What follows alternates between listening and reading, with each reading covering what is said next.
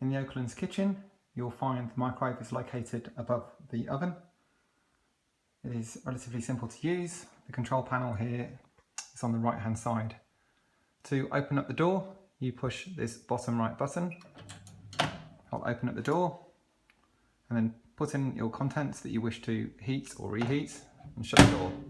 This is an 800 watt microwave, and to change the power settings you can just touch the buttons. For example, if you wish to go full power 800, you've got 600 watts, then 360, 180 and 90. Now the 90 and 180 are more for defrosting. The instructions on how to use this will also be presented at the end of this video.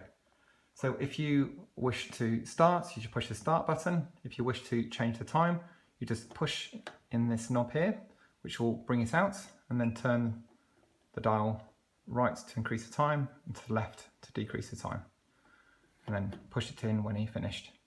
To start the microwave, you push the start button.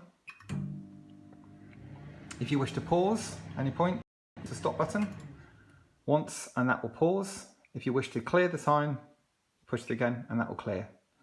To open up the door, push the bottom button. This will open up. You can remove your contents.